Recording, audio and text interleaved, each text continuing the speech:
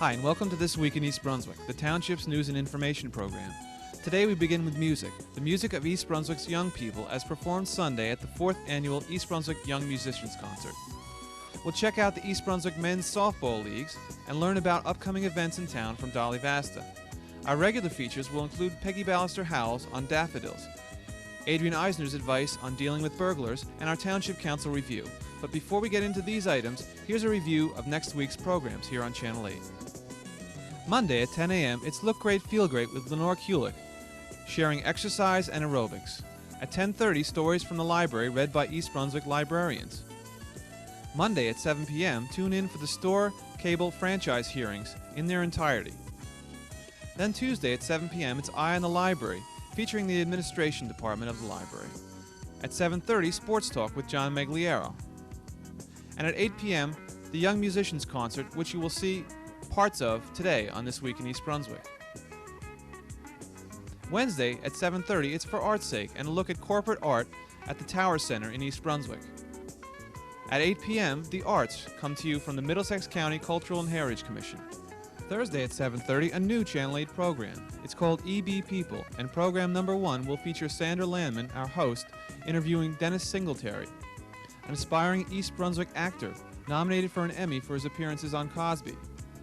At 8:30 p.m. Thursday, it's About East Brunswick with Mayor William Fox. And at 7 and 8 p.m., we'll be back with another edition of This Week in East Brunswick.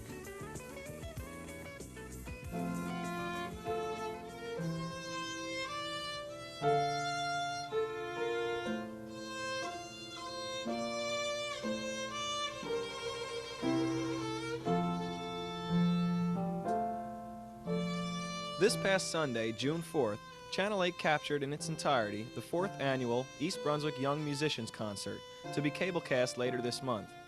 Sponsored by the East Brunswick Arts Commission and the Music Department of the East Brunswick Public Schools, the lineup of performers were selected as a result of the East Brunswick Young Musicians auditions held earlier this year. The entire program will be shown June 14th at 8 p.m., June 27th at 7 p.m., as well as July 12th at 8 p.m., and July 25th at 7 p.m. Here are just a few excerpts of what can be seen.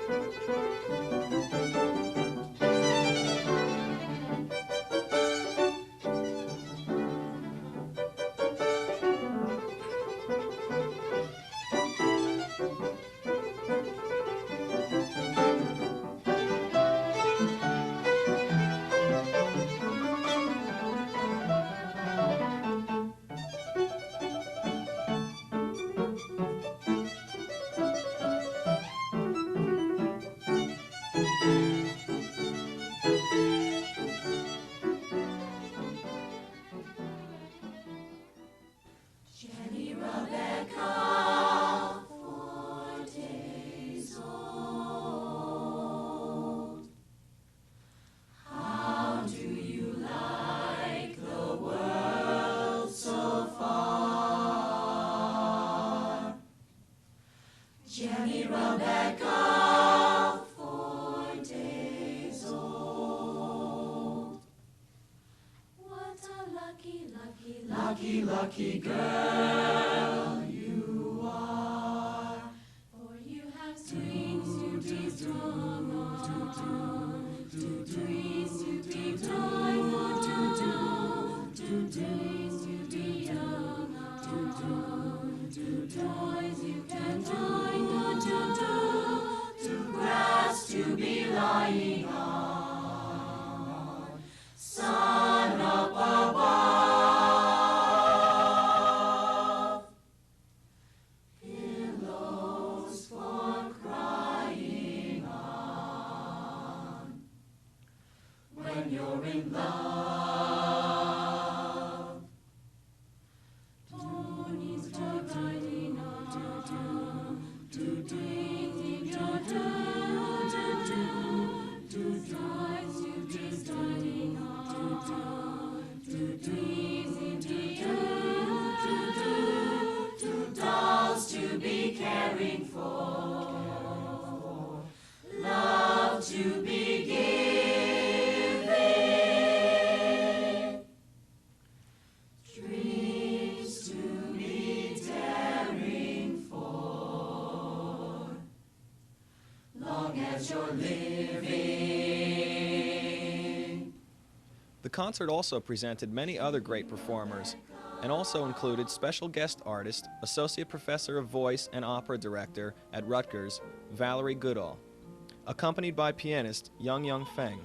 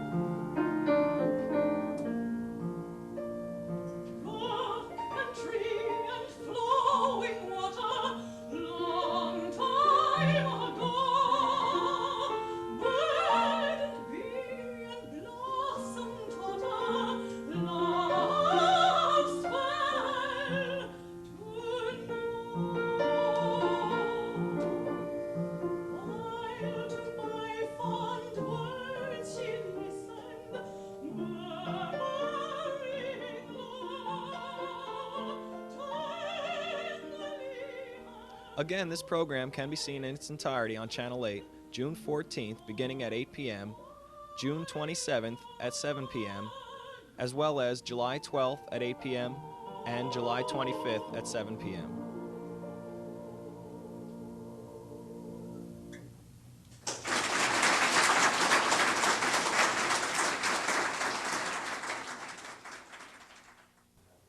Hi, I'm Dolly Vasta, Arts Coordinator. And I'm Karen Burke, Manager of Recreation for East Brunswick Township. And we're back together again. Quick year, folks. Right. And boy, do I have a great program for you to come to. At the Playhouse. At the Playhouse 22, that's right. June 17th, 18th, and June 19th at 3 o'clock in the afternoon. We're bringing in the Princeton Ballet. I know, I'm excited. They are so wonderful. They have gotten such rave reviews this year. And they're doing a 3-day repertory. Wonderful pieces, Moore's Pavan, Basics, which is based on our young athletes in the Olympics, Romeo and Juliet, which was premiered this year already at George Street, but it's a new piece for them. And as I said, it got rave reviews. But Saturday night, we're having that gala champagne reception afterwards. And the price at $12.50, that's a great price. How can you go wrong? And we've Can't. got parking right around the Playhouse. We've got everything to offer, and we're really very thankful to the Middlesex County Cultural and Heritage Commission and to AT&T for the granting that was necessary to bring them in. That's right. They've been very good to us. and They we're grateful. certainly have. So we'll see you all out there. That's June 17th, 18th, and 19th. So don't forget, call 390-6825. That's my office number. You can call the Playhouse, 254-3939, and leave it on their message unit, and I'll pick it up. But I'll see you at the ballet. You too. I'll be there. You better. Hi, my name is Bob Polstead. I'm from Poland, and I play out here in the East Brunswick Men's Twilight League. It's a slow pitch, it's an off-ball pitch, and it consists of half, your team has to have half the people from East Brunswick, and you could have the other half from any other town, but it has to be 50% people from East Brunswick. It's a fun league. I've been in this league for about 3 years. This is my first year running it. I have a partner helping me, and it's fun. The people are fun. We play Tuesdays and Thursday nights in all different fields. You got Ham here. This is Ham 1, Ham 2. We play in Bicentennial. We play in Warnsdorfer and East Brunswick High School. Leagues start usually about May. Our record is 1-1 because of all the rainouts. Next year, I don't know, the fees this year were about $30 for the people who weren't from East Brunswick and $20 for residents. And next year, I'd expect this fee to stay the same because it was the same last year. We need people. We need a lot of people from East Brunswick because it seems like more people from around, like where I come from, Paulin, Sayreville, Marlborough, Manalapan, they like playing here more than East Brunswick people, and it's hard to get teams together. So we need people from East Brunswick to come down and have a good time. That's about it. My name is Pat Farrell. I'm here at the Hammerskull Junior High School. We're about to play a men's Twilight League softball game here at the East Brunswick Twilight League. Our record is 2-2. As you can see, our team is named the Raiders, and we're going to play the Renegades tonight. This league has 12 teams in it, in 2 divisions. The season consists of 16 games. We play each team in our division twice, and a team like the Renegades, who happen to be in the other division, 1 time. At the end of that, we'll have the playoffs and eventually wind up with 1 champion. This league has been in existence for many years. The information as far as signing up for it is contained in a booklet that the Recreation Department puts out every year.